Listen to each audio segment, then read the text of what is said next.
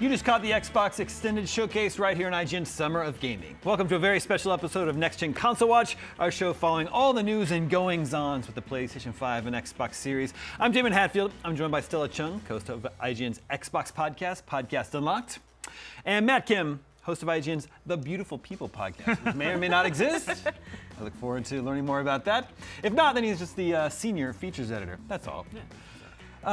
We just got a bunch of new Xbox gameplay, so let's hear your thoughts. What was were there any standouts from the extended showcase for you? Well, okay, so Lies of P is definitely something that I'm super interested in, and I have been since Gamescom, which, by the way, when people discovered what that game was, the wait time to play that demo, which I believe is available now, was like 2 hours long, so I didn't get a chance to play, but now that it's out, I'm really happy, and it looks gorgeous. I'm a huge Bloodborne fan. I really want Bloodborne 2. Please make it happen. And this is like a really nice way to kind of ease into that hole that we've had in the gaming community. Also, it's made by a Korean developer, so obviously I'm all over that, and it just looks gorgeous. I love this sort of gothic architecture and this world that they've built. So being able to see more gameplay, seeing exactly how boss healths work, and kind of seeing your origins as Pinocchio, right? It's really interesting. So this was definitely one of the standouts for me. So I haven't played Bloodborne, so tell me, like, how similar does this look and feel? So it's pretty similar. So we're speaking about the setting. It's definitely that Gothic architecture, which is like a change from Dark Souls, which was very medieval. So seeing this and some of the, being able to change out some of the weapons and the UI is a little bit similar. And then the boss health, of course, with all Souls-like games, you do see the big boss health and, you know, the big fog wall that you walk through. And it does look interesting. It's so weird to see people, like humans that you're fighting, who don't look, you know, diseased by this big, grand, like Elden Ring, like mind controlling thing that's affecting them. So it's really interesting to see this sort of almost steampunk world here. Matt, is Lies of P something that's on your radar? Yeah, honestly, it wasn't before the show, but after seeing it a couple times throughout the week, it definitely has jumped to my attention. Like Stella said, I'm also a huge Bloodborne fan, and so I definitely try to do my best to check out like the latest Soulsborne type games that they release. But beyond that, it's just the fact that it's a Soulsborne starring Pinocchio that's like, you just have to check it out. You know, you just can't not be curious by that premise. I am very curious. I have not seen anything about a nose growth mechanic. I don't know. Yeah. But there is a lying mechanic. There's a lying. There is a lying mechanic somewhere. We all know what happens when Pinocchio tells a lie. I look forward to seeing more about that. Lies of P is out September 19th. So Stella, you only have a few days to burn through that before Cyberpunk 2077, the Phantom Liberty. I know, and I'm really excited for that too. I got to do our developer interview, and those guys are great, by the way. They put so much thought into this, and they were like, "Yeah, we've been grinding so much to try to get this out, and it's really cool." And I did ask the most important question, which is, will Phantom Liberty have noir-esque sequences? And they said yes. Very cool. Yeah, which is great because it is sort of a detective. It is a spy thriller, which is really great, and that's so interesting because you're like, there's so much crime that happens in Cyberpunk. Like there has to be something, right? And there is a new place that opens up, completely new, called Dogtown. It is adjacent to Night City. So it's going to be its own place and lots of new things to discover there. And they did tell us that we're going to get new weapon modifications on cars. So you can ride your motorcycle and you can slash cars that you drive by, which is going to be so cool. Yeah. And you can also get, I can't remember his name, but from the Cyberpunk anime, you know, remember that guy who had the like rockets that came out of his arm? Yes. You get that ability and others, and it's going to be so cool. They did a complete overhaul on so many things, so many new abilities, weapons, and you can now jump and dash and do all these cool new movements. So it's really cool. Do you know how standalone it is? Do you have to enter Dogtown through Night City somewhere? Or can you just jump into this from the title screen? I think you have to go to that, because you have to unlock a lot of fast travel locations, right? So I'm pretty sure you have to travel there first. But it is, you can go there seamlessly is what they said. There's no loading screen or anything. You can just drive right in and stuff like that. So. And then we know, of course, Keanu Reeves is returning. Yes. And also he's joined by Idris Elba this time. Yes. Did you get a sense of like how significant Idris's character is? Yes, so I did ask, hey, so you chose Idris Elba to be in here as Solomon, and he's going to have a huge part in the story. So he's going to be extremely integral, and apparently he's kind of like the main character. We're going to see a lot of him. So it's not just like he comes in and be like, here's your mission or whatever. He actually is there, and you're going to be working with him, and it's going to be a big thing with him, and he's going to be very important to the story that takes place with the DLC. Or, I'm sorry, expansion. Expansion, yes. Sure. Matt, did you play Cyberpunk? I did play Cyberpunk. Yeah. I beat Fan? it. I liked it. Once you get your teeth into it and you realize that this is a very solid and compelling, single player action game, really, But I am also really excited for the expansion. I hear a lot of the systems have been revamped, a lot of the power, new powers, as Stella said. Then this new area is apparently, not just a small little side area, but like a whole new part of the map. So I'm really excited to see what this has. Yeah, I loved Cyberpunk, and I'm looking forward to revisiting it. But I wonder if it's coming at a difficult time. It's because it's going to be sandwiched in between Starfield and Mortal Kombat 1, and then October there's Spider-Man 2 and Alan Wake 2, and even more games. I don't know. Do you think maybe they should have tried to pick a time that was less crowded, Stella? I don't know. I feel like a lot of those players probably weren't. People who play Cyberpunk, maybe they weren't already going to be playing those games anyways, because maybe they wanted to continue the story in Night City, because a lot of people have been coming back to Cyberpunk, especially after the anime. So I don't know. I know that our own Miranda, she is in the chat, and she said she might drop Diablo to play some Cyberpunk. And I'm like, you know what? I might be there with you. Yeah.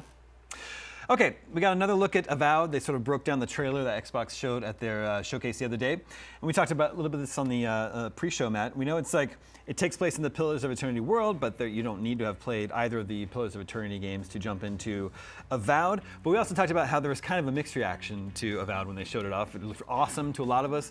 And maybe some people weren't crazy about the art style or something, or I don't know. So do you think the follow-up presentation today will change anyone's mind? It didn't move me, Got I'll it. say. It didn't move me personally. I am still sort of in the same place that I was when we were in the pre-show talking about it, right? Like the art style, it might honestly just be its like core foundational things, right? The art style's a little too bright for me. It feels like a true to the genre take on fantasy rather than a subversion of it, as I was kind of hoping for.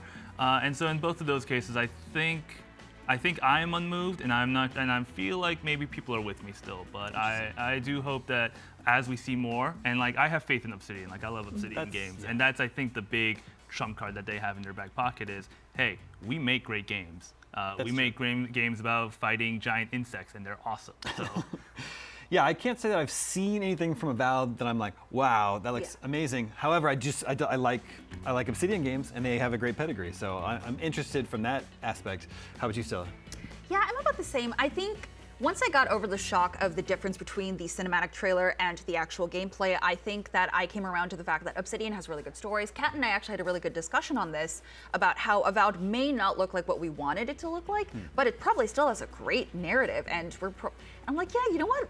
Yeah, I'm probably going to play for that, even if the art style isn't quite what I thought it was going to be. I'm pretty sure it's going to be a great story, and I mean, the magic effects look pretty cool, so. Yeah, they do. And we know that one's coming sometime next year. Don't have an exact date for it yet. But Stella, tell us about the First Descendant. Oh, First Descendant, yeah. So crossplay beta is coming out August 22nd to the 28th, which they already had a previous beta, but this is crossplay now. And these are Korean developers again. Matt and I are very happy. The movement actually looks really good. So it is a free third-person cooperative action RPG shooter featuring high-quality graphics, which was really cool because it looks like what I wanted from like Destiny and. Well, okay, Division doesn't really count because it's not like super sci-fi. Right. But yeah, this is like everything I wanted in a sci-fi FPS game. And it's a 4-player co-op, and you can have boss fights, you can have raids, and it looks really interesting because I know a lot of my friends have been getting back into Destiny too, but that just hasn't been hitting for me. And this looks like a great mix of that, and honestly, the movement kind of reminds me of Warframe. So I'm really interested in how this is going to play, and I'm definitely going to be participating in that beta. But yeah, I've been wanting a new sort of just game that I can come back to. I play a lot of Apex, but that's not quite the same as like, grinding a raid or doing something like that. So for me, that immediately caught my interest, probably right below Liza P, honestly. Interesting. Matt, do you play these types of games? Free-to-play cooperative shooters? I am not on that same level as Stella. I've played Apex in the past. I've played, I checked them out because they're free.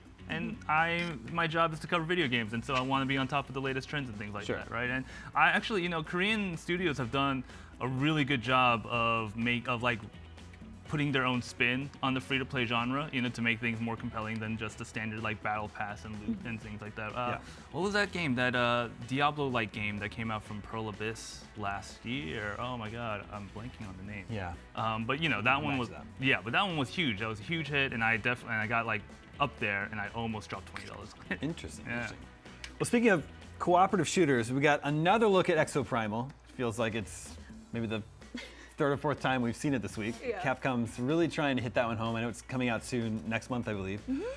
I don't know. It's like for a game about dinosaurs that spill out of portals and then you can punch the dinosaurs in the face, it doesn't seem like it's as exciting as it should be. How are you feeling about this one? It's one of the games of all time. It is a game that's coming out. Yeah, I feel indifferent. I feel nothing about this. Usually I'm like, oh, if the gunplay's cool, I'll play it, but nothing about it is pulling me, and I feel really bad. They seem very excited about this game, but I am not. Yeah, they have. I think they have a bit of an uphill battle getting people excited for this one, even though they announced the Street Fighter character crossover from Summer Game Fest. I don't know, Matt, you gonna run up and punch Triceratops in the mouth? Yeah, no, they got me. It's one of those things where if you just keep showing it to me over and over again, I'm just like, well, all right, I guess I have to now. No, I am actually more excited for this game than I was before Summer of Gaming, which I guess means it was a success in terms of in terms of how much the system works. Yeah, the system works exactly. Well, that one's out next month.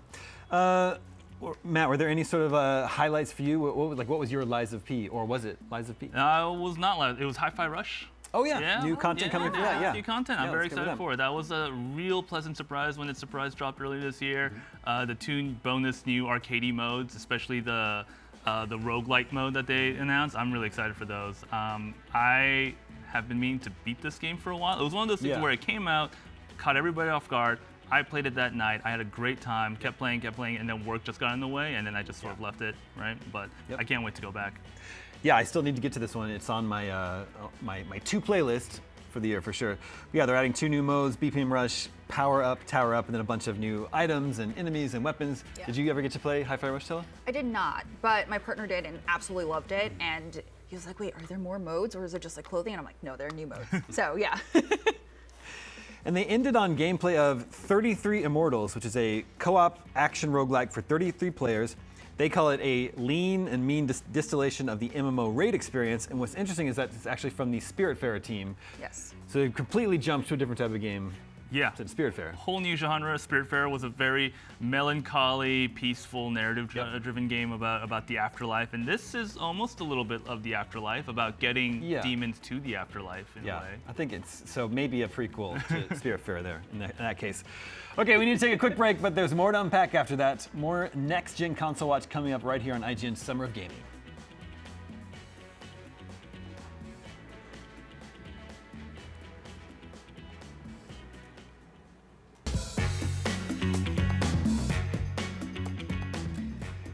Welcome back to Next Gen Console Watch right here on IGN Summer of Gaming. Let's sort of wrap up some of the games that have been missing. Xbox has had 2 showcases over the past couple days. I think there's some notable games that failed to make an appearance. Then we can also sort of talk about the state of Xbox now that we're on the other side of their big showcases. So, actually, Stella, I think there's one that you wanted to point out. Arc 2, is this one that you've been looking for? Yeah, I've been very curious about this because it's supposed to be extremely different from their original survival game. And they actually did bring Arc 1 over to their new servers, which is going to be the same servers that they have Arc 2 on. And there was a whole controversy about that because they removed the original game and they had players have to move over. Yes, so they do have unofficial server support, but of course it's not the same.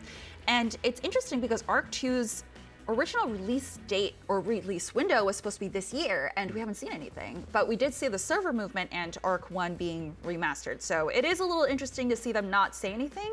So I was a little surprised to not see them here. Now, forgive me, is this the Vin Diesel game? Yes, it is the Vin Diesel game. And were you a fan of the first Arc?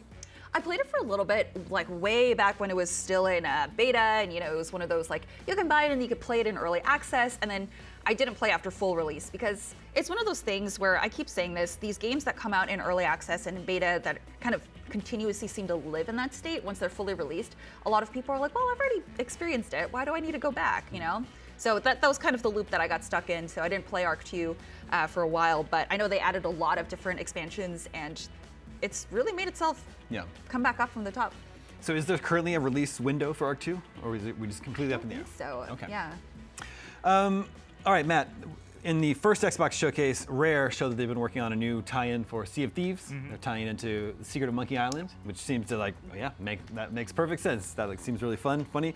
We also know Rare has been working on this game Everwild, which I don't even know if I really remember what that game is. Do you? Yeah, it was like a fantasy, like a hunting kind of looking game. I think they teased it with a mysterious figure with a bow and arrow and beautiful looking mythical animals. Which I think we're seeing. Which we're seeing right now. But yeah, it just sort of fell off the face of the earth. Yeah.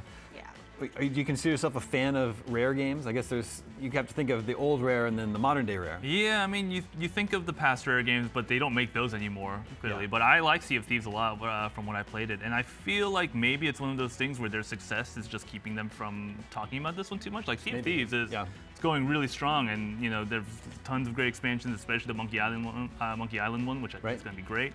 It could just be that a lot of folks are just really into Sea of Thieves right now, and Rare is just giving the people what they want. We knew a lot of people were into Sea of Thieves. Yeah. Okay, we talked a little bit about on the pre-show. Perfect Dark continues to be missing from Xbox, and that's the game that I'm very, very excited for. I'm a big fan of the original, but I don't want to harp too much on that again. But there's also this game Contraband. Do you remember this one? This is from Avalanche Studios, the Just Cause team, which I think it was a couple years ago now. We just got sort of like a panning shot of a cluttered room with some gear and maybe some weapons in there, and then just a logo, I think. Yeah, which was what we got from the that. same thing as Indiana Jones, which was That's also missing. So That's right. those are the two that we got sneak peeks at that people were very interested in, but didn't get anything. So. Is this Contraband that we're seeing here? I don't think I think this is the wrong Contraband. This one's that's currently in early access. It's different. Yeah. You actually it's actually really fun, but it's not the one. There's Contraband in it. There is Yes, you do confiscate Contraband from people. That was funny. I like the Just Cause games. Have you played any of those? I have not, but I've watched all the silly things that you can do in it, and I'm just like, I feel like this is a little too sandboxy for me, but I love seeing what people can do with it. Yeah. How about you? Any of the Just Cause games? I played Just Cause 3 when that came out, and again, it's like a proto Tears of the Kingdom in terms of just the ridiculous stuff that people were doing. I also played the Mad Max game that they did, which I actually That's right. Yeah, I forgot really they did that fun. one. That was really good. It was really cool. But yeah, in terms of Contraband, actually Stella nailed it. It's literally the same sort of teaser they did for Indiana Jones. Yeah. So. So speaking of, that's another game we have to see, and it's interesting because there's a new Indiana Jones movie just about to be released. You thought maybe that would be a good time to remind everyone about that? Maybe they will after the movie releases, just to keep the hype going. But I feel like now would have been a great time, right, leading up to the movie's release. I mean, it's not too early. Come on, show us a little bit, Well, yeah, because it's from Machine Games, the Wolfenstein crew. So, man, you have to imagine it's not going to play like that. It's not going to be a Wolfenstein-like. It's going to be, I would think, an adventure game. We were discussing this a little bit on the pre-show, Stella. What do you think they're going to do with the likeness and the voice of Indiana Jones? Do something just like a sound-alike, or I don't know. Do their own version, like do a James Bond thing, or this is our Indiana Jones? Oh, you know what? Yeah, they could. That would be really interesting if they did their own, instead of the cinematic universe of James Bond, they did a gaming version, which they totally did with Marvel, right? Or Marvel's Guardians of the Galaxy. That's right. They totally did that, and it worked out just fine. Yeah. So I think that may be something that they go through, but I know Harrison Ford kind of likes his character. He actually likes Indiana Jones, unlike his Star Wars roles, right? So maybe he'll come back.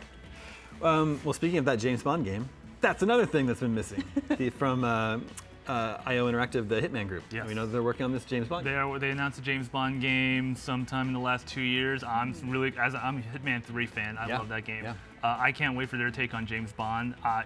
It probably won't be assassin-based like Hitman will be, but You could say he does some assassin. That is true. Yeah, but I think what I'm expecting is gadgets, really cool gadgets, like the classic 1960s, 1970s style gadgets, and not the modern day James Bond movies, which are bereft of bereft of gadgets. Yeah. So, well, it's interesting. It's been a long sort of a dry spell for James Bond games, where we used to get one every year, at least for the longest time. Are you a fan? Would you say you're a fan of the James Bond license in general? I'm a a casual fan. I think the last movie really kind of drove the series for me. I was like, oh, this is beautiful. I'm like, yeah, that's right. The Bond films were kind of like this cinematic masterpiece when they first came out. And I was like, these are good movies. What do you think about the whole sort of debate that's going on between, Todd Howard confirmed that Starfield will be 30 frames per second. Locked at 30 frames per second. So I'm going to contradict my boss here, who is very loud on social media saying that it's fine. I don't think it is. Not fine. No, I don't appreciate that.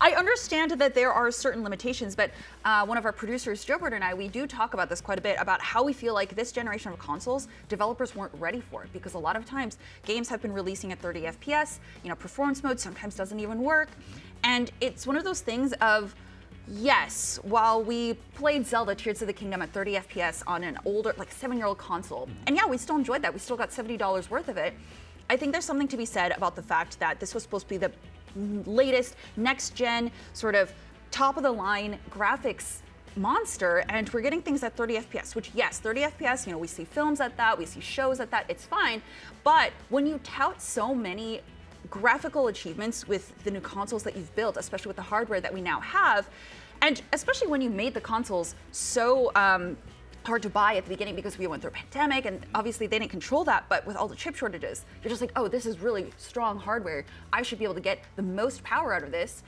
And we get 30 FPS, and I don't think that's okay. I don't like it.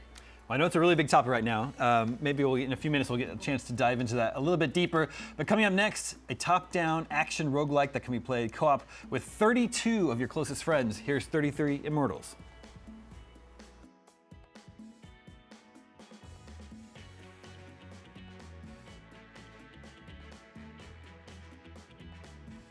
What are your first impressions? I have to say, during the showcase, I thought, okay, that looks cool. The art style's nice.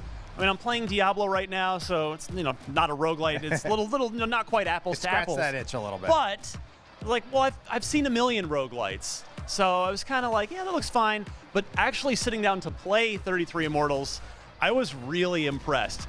They do some smart things with the design to encourage you to stay together, because this is a co-op game. There's no co-opetition or anything like that. It is, you need to work together to take down the bosses and the waves of enemies as they get more and more insane. We had 6 of us, so we were playing 6 Immortals. I can only imagine, 33 would be over 5 times the number of players that we just had in there.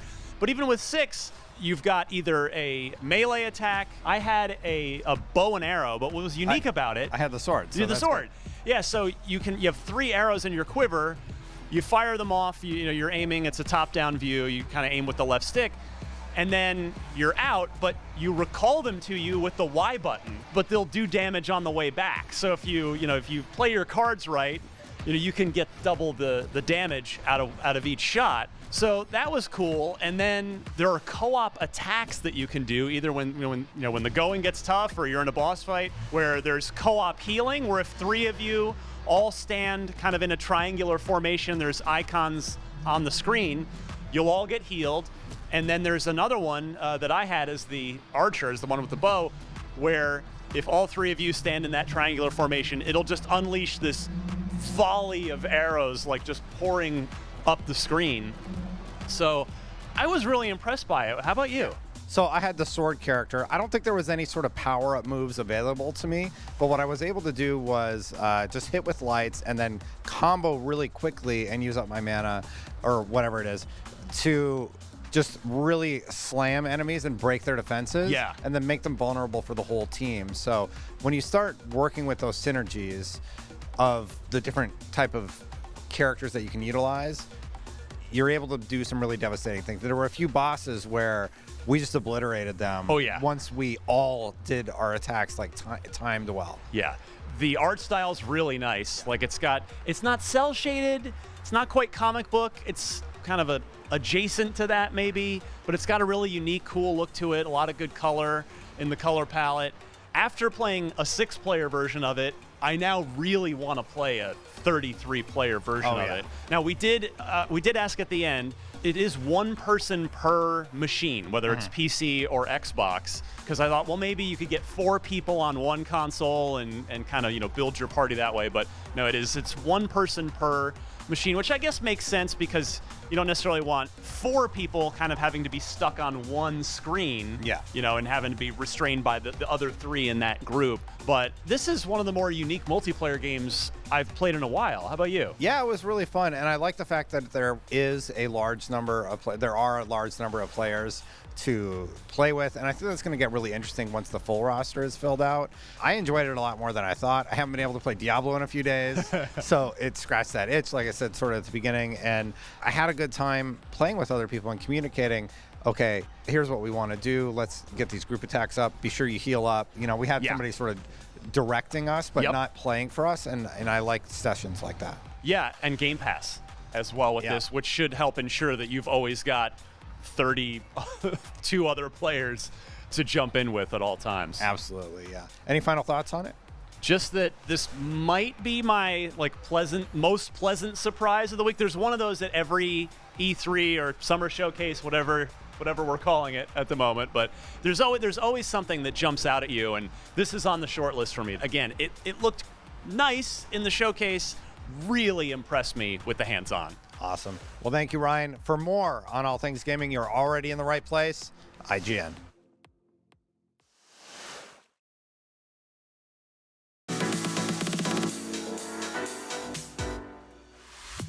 Welcome back to IGN Summer of Gaming. While we wait for the long-delayed remake of the 3D Prince of Persia, we're getting a brand new 2D Prince of Persia to hold us over. Let's check out a deep dive on the Prince of Persia, The Lost Crown, and the young, fresh fellow conducting this interview. I think he's one to watch, has a bright future ahead of him here at IGN. Take a look. One of the pleasant surprises of Summer Game Fest was Prince of Persia, The Lost Crown. Here to tell us all about it is game director Munir Radi. Welcome to IGN. Thank you. I'm so pleased to be with you today to talk a bit more about Prince of Persia: The Lost Crown. Yes. Going back to the series, 2D roots with 3D visuals, and this time around it's a Metroidvania, so the first for the series. So how did you land on that idea? It was 2014, and we were still discussing with former guys from Ubisoft Montpellier, and we wanted to bring something super fresh and super new, because you know how much Ubisoft Montpellier is fond of platforming games, and we wanted to bring back this super franchise with our expertise on platformers.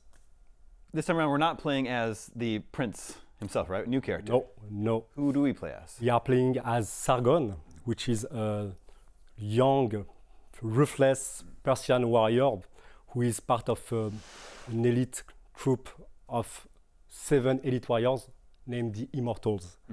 So you, as an immortal, you have to be part of a rescuing mission because the Prince Hassan has been abducted and taken to a hostile and cursed land, Mount Kaf.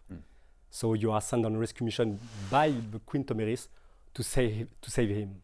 And as we're seeing in some of the footage here, this is a mythological world with some inhuman monster enemies in there as well, right? A lot of our players know the Persia from the 9th century, but Persia is even more than this. So we took a lot of inspiration from the ancient and more mythological Persia, and it was super cool because it's a folklore that is not that much known by our players and by people, with a lot of spectacular creatures, a lot of super cool things to tell and new for people. Now you mentioned Mount Kaf. Yes. What is this place? Mount Kaf is a place, legendary place. So it's a reference place. It's the home of the Simorg, which is a god that has lived 3 times the end of the world. It's not me with inventing this. And the Simorg is a mythological creature that is referenced in the Persian folklore. So we took a lot of inspiration from this god, which is a god of time and the god of knowledge, to tell this new epic story. Speaking of time, there are still time powers in the game, right? Yes, because as you may know, time has always been something super important in the Prince of Persia series. So imagine that this time we will play a new character that is not the prince. Imagine that this time the time powers that you may know from I'm talking about the rewind and other time powers like this that you may know from the the Sons of Time series. They are back, but this time they will be in the hand of the main antagonist. So starting from there, it was super interesting to design new powers. More because we are talking about a Metroidvania, and in a Metroidvania it's a lot about exploration and mastering the space. Right.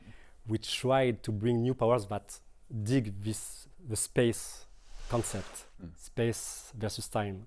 It will be something super important in this game. And the game has something called time-corrupted enemies?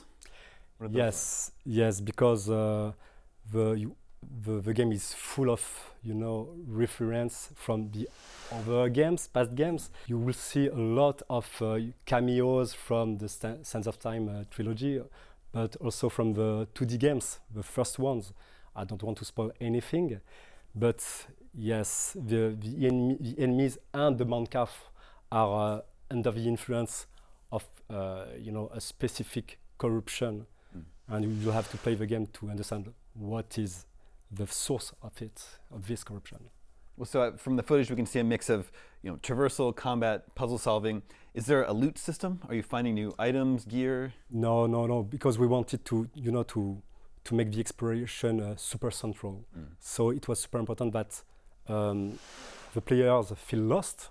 We didn't want to, our players to deal with an interface like a skill tree or ability tree. It was super important that they try to master the world by exploring it. But there are shopkeepers, right? I think yes. Equip amulets? Yes. How does all that work? Exactly. You have shopkeepers and a lot of other characters that could help you for side quests. And you will have the opportunity to beat your enemies, to have time crystals, which is the main currency, to buy specific items and to upgrade your weapons. You said there's a variety of biomes. Can you give us sort of a preview of the different areas we'll find? Yes, I don't want to spoil a lot of these areas, but there was something super fun for us, because when you have to work on such a series and when you dig Persia, there's a lot of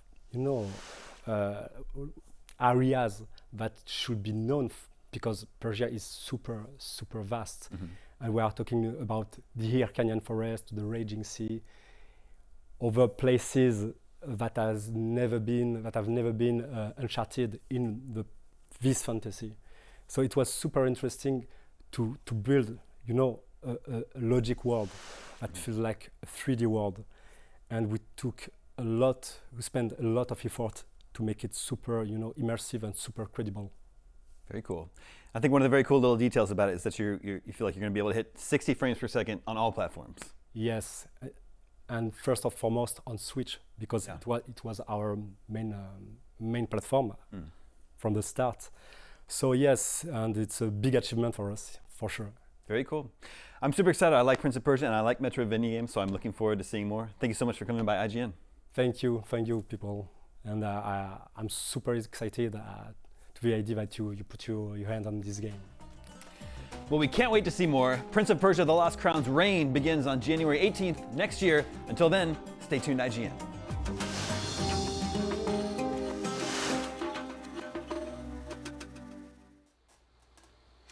That was Prince of Persia: The Lost Crown, a pleasant surprise reveal during Summer Game Fest. Up next, a game we've been hearing rumblings about for a while, but which is still great news for a lot of fans. Here's a look at Persona 3 Reload. Burn my dread yet again. Now that's exactly what the Atlas team is doing with the remake of the iconic PS2 RPG, Persona 3. And here to tell us all about what we can expect from Persona 3 Reload is Ryota Nitsuma and Kazuhisa Wada. Welcome. What was it about Persona 3 that led you all to choose it for a remake over its predecessors? ペルソナ3っていうタイトルはですね、 We believe that Persona 3 was the game that marked the actual turning point in the Persona franchise. It's a very important title for Atlus as well as for the development team who were involved in the original version of the game. That's why we wanted to keep the appeal of Persona 3 to many more fans around the world as a modern gaming experience. We wanted more people to know Persona as a series, not only just know Persona 5. And how long have you all been working on the remake?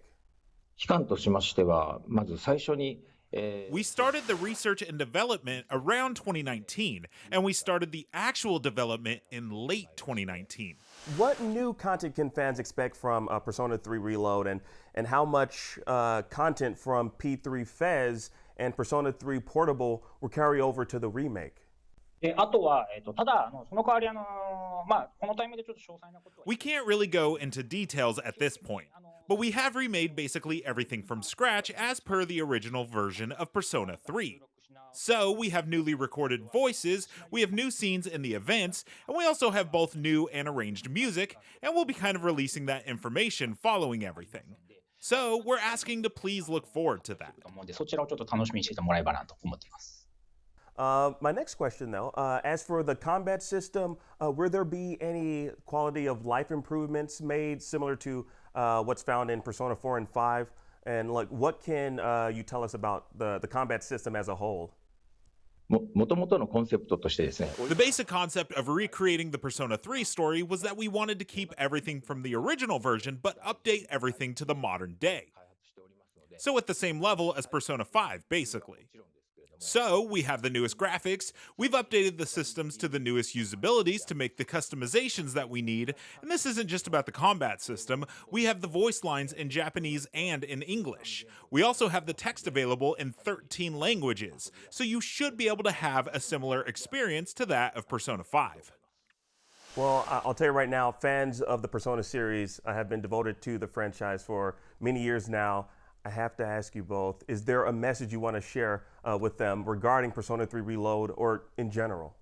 本当にですね、スタッフ、 The remake of Persona 3, not speaking just of development, but starting the project, planning, and everything, that was not an easy thing for us to do.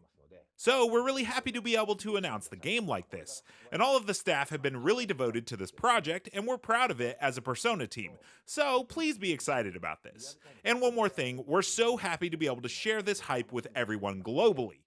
So thank you so much, and please look forward to more information in the future. 本日はどうもありがとうございました。本当にオリジナル版 Again, we are so happy that we can finally announce this. We've been creating Persona 3 Reload with much love and respect to the original game, and of course some things have changed and some things haven't. So we think this has become a title that you'll enjoy. Of course, the fans who love the Persona franchise will love this, as well as people who have never played Persona. We think that this is a game that can be enjoyed by many players. So we'll be following up with more information soon. Thank you so much. もらえればと思ってます。ありがとうございました。Yes, we'll definitely be looking forward to more information. Nitsuma-san, Wada-san, I want to thank you both so much for sharing with us a bit more about Persona 3 Reload. Thank you so much. ありがとうございました。ありがとうございました。 And as more gets revealed on the remake, you can count on IGN to keep you informed. Stay with us. IGN Summer of Gaming continues.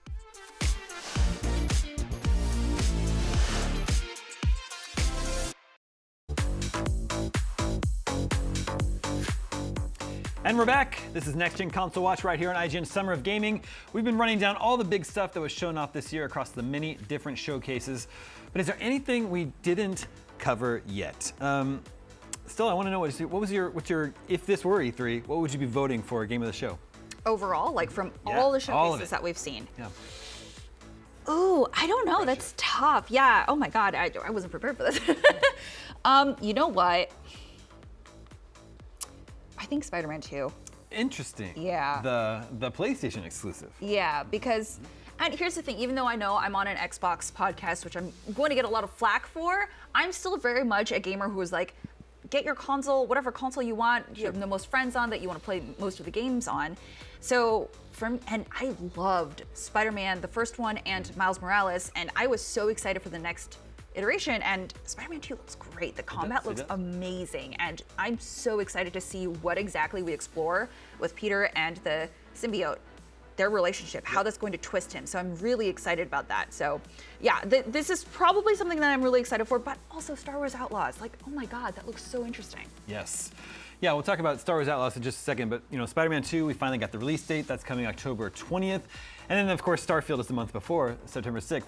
Matt, you were singing the praises of Starfield in our pre-show. Are you also excited for Spider-Man 2? I am also excited for Spider-Man 2. There's room enough in my heart for both, I get it. And it's one of those things where, like Stella, Spider-Man 1's great, Miles Morales also great. I can't imagine, Spider-Man 2, I'm sure, has a ton of secrets in store for us, but it's one of those things where I think the game worked for me because of the way it remixed what we know about Spider-Man, And so I feel like I know what to expect from the combat and the traversal, and I think it's all going to be as great as it was before, but I'm really curious how they tackle Venom, how they tackle Kraven the Hunter. Those are the things that I want to see. Yeah. Spider-Man 2 is looking very, very good. Stella, we seem to all be in agreement in the pre-show that Xbox had the best show this year, compared to Sony had their showcase a couple weeks ago, and then there's also Summer Game Fest. It all seemed to be that Xbox had the most solid lineup. Are you in agreement? Yeah, especially after the show that Capcom had yesterday, which I guess we don't talk about. But yeah, no, I think Xbox showed a lot of in-depth gameplay, especially with the extended, and that's something that I really look for in showcases now, because we're in this time where I'm just like, I just want to know what the gameplay's like. I really want to know if I'm going to invest my time in it, because, I do a lot of stuff, like I have, we work full time, and we also, have other extracurricular activities we like to do, so it's like, my time is valuable, let me know what games I'm going to be investing in so I can slot my time accordingly, and seeing actual gameplay is really important to me. So Xbox having an extended showcase where they actually do kind of deep dive into what gameplay is going to look like for certain games, that helps a lot. So for me, that is a plus. This was obviously a very important week for Xbox. They kicked off their show with new Fable, something that people have been waiting for a very long time. But they really needed to get out there and prove that they're still a place where people can feel good about being an Xbox gamer, because this is coming after years, a long drought of no big AAA exclusives. Redfall was kind of a disaster at launch. Yeah. There's news of the hardware sales are down year over year, so it was kind of on them to prove that there's Xbox owners should feel good about owning their console, and there are big games coming in the not too distant future. So Stella, as someone who's on a weekly Xbox podcast, do you think they managed to do that? I think so. I mean, I know Ryan was very happy, at least specifically about Fable and Starfield, which was interesting because Starfield, which we had not really talked about on this panel yet, but I kept saying, because for me, it wasn't hitting.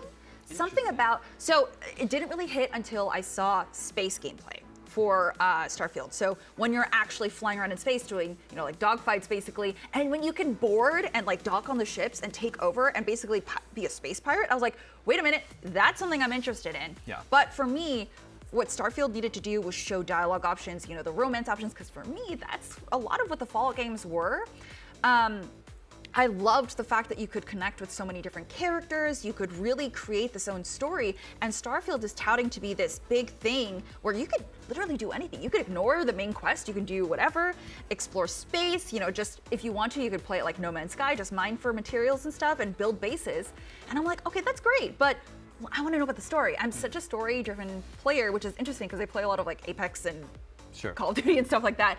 But for me, I'm just like, if I'm going to get into a game that's this open world, I need a solid story. And so far, I'm not convinced. Sure. But yeah, being able to be a space pirate, that is cool. So it's weighing heavily.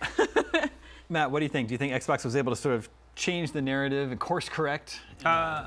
Improve the dialogue about Xbox these days? Absolutely. I think Xbox did a great job of showing that their main game for this year will likely deliver, or at the very least that they believe in it so heavily that they'll show 45 minutes of it. And I think they also laid out a pretty good roadmap for the future. Fable, as you said. Avowed is also, I know I've been a little lukewarm on it, but at the very least it's on the horizon. But yeah, I think they set themselves up for success. Now, Stella, you mentioned Star Wars Outlaws.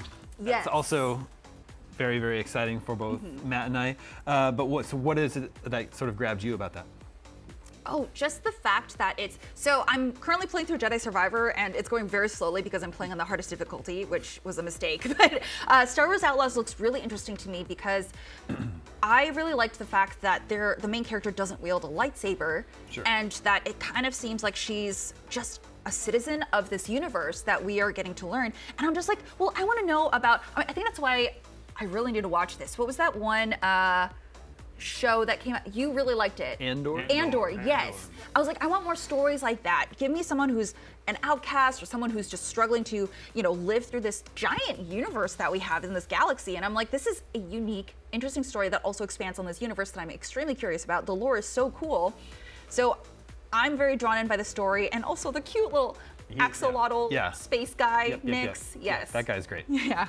Gameplay-wise, we were kind of wondering if this is just going to be very similar to Star Wars Jedi, just without lightsaber and force powers. Yes, I kind of I love the idea of not being anyone special, right? Like, we all have main character syndrome with video games where, Calcast is like, oh, you survived and blah, blah, blah. But I'm just like, give me someone who's normal. Give me someone I can kind of relate to, right? Because if I were to live in this world, I'm probably not going to be a Jedi or a Sith. I'm probably going to be someone, smuggling in coffee to aliens, So I feel like I'm able to connect more with this character. Yeah. So. Matt, did you play Star Wars Jedi Survivor? I did. Yeah, I'm with Stella. I'm excited to play as a normal character. Although with the trend of the way the Star Wars universe has been going, I wouldn't be surprised if there weren't some secret Jedis in Outlaws. Well, yeah, maybe. Could we go an entire Star Wars game without seeing any lightsaber? Smart money says no. Probably not. But I'm super excited for this game. I think this is probably my most anticipated game of 2024 now. As the time ticks down, our time here with you today on Summer of Gaming, we have a poll for you to vote on for when this breakout goes live on IGN. We want to know, now the dust is settled on all these events, what 2023 game are you most looking forward to? Is it Alan Wake 2, Mortal Kombat 1, Spider-Man 2, Starfield, Avatar, or Cyberpunk Phantom Liberty? Make sure to vote at IGN.com. We'll share the results with you next episode. And as the clock ticks down, let's sort of get some final thoughts on some of these games. Stella, were you able to check out the Alan Wake 2 presentation? I did, but I'm not into horror games. So for me, I'm just like, I'll watch someone play it. I'll watch our full playthrough on it. That's fine. Yeah. But I always thought the universe was really interesting. Again, if you give me a good story, I'm into it. But it's a horror game, and I can't play through it. I will literally freeze in place. So I am very interested in this. But I do want to shout out another game that I completely forgot about, but I was so excited about. Please. Dragon's Dogma. Yeah. It looks so good. I know it's probably far, far away, but it looks so good. And I tried to play the original one, which on Switch, because I know, don't come for me. I was trying to play more handheld games because I was like, well, I'm bored in bed. Let me play a game. It was kind of unplayable because it doesn't really hold up as well as Knights of the Old Republic. So Dragon's Dogma, when I saw gameplay for that, I was like, oh my God, this looks great. So yeah, I'm really excited. I want to see more. Is it just the fantasy setting or the giant dragons or the idea of it plays like a cooperative game, but it's a single player game? Yes, I really loved, I know this is not the same, but I really loved Dragon Age Inquisition, and I want something that brings back that feel.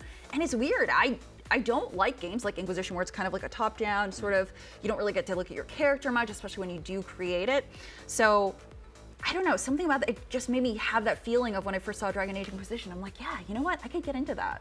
What about you, Matt? Is Dragon's Dogma 2 doing it for you? I like it. I like the way it looks. I think in a age of where people are trying to change some things up, Dragon's Dogma 2 is dogmatic to the formula. Nice. Nice. And so that has that very classic look and feel to it. I'm looking for a little something different, but I know everybody who's played the first one loves that game, so I'm sure this is. I'd say I dabbled in the original. I'd say I'm excited for Dragon's Dogma 2 just because Capcom has just been delivering banger after banger recently. And it's running on the Resident Evil engine, so it should look very nice. In recent years, man, since Resident Evil Village, Capcom has just been hitting it out of the park. Any final thoughts on this not E3 week? How do you think it sort of stood up to previous years of E3? Is it a suitable substitute for a real E3? I think it's a nice appetizer, right? It's not the same. It's not the same meaty presentation that we see. Everything's so spread out. But it is nice because it does let these presentations have time to breathe. It lets people think about what they saw and then get prepared for the next thing instead of just being like, oh my God, so many games. I can't remember all the things I've seen. So that part is nice, but I do miss E3. I miss it. Yeah, how about you, Matt? Yeah, I think this year was better than last year in terms of what they're going for, and I can only see more improvement going forward. I would say this is the closest it's felt to E3 since 2019, the last E3. So Yeah. anyway, it's been a lot of fun covering all these exciting game releases over the past few days, and it's not even over yet. But that will do it for this edition of Next Gen Console Watch. Just a friendly reminder, the Summer of Gaming is going on all month long. Be sure to go to IGN.com for our full schedule. Next up, we have the Guerrilla Collective Showcase, followed by Dames for Games at 1 p.m. Pacific, and Black Voices in Gaming at 3 p.m. Pacific. Thank you, Stella and Matt, also to our entire Summer of Gaming studio crew for making this happen. Next Gen Console Watch will be back next Friday, 6 a.m. Pacific, 9 a.m. Eastern, with more PS5 and Xbox Series X news. We'll see you then.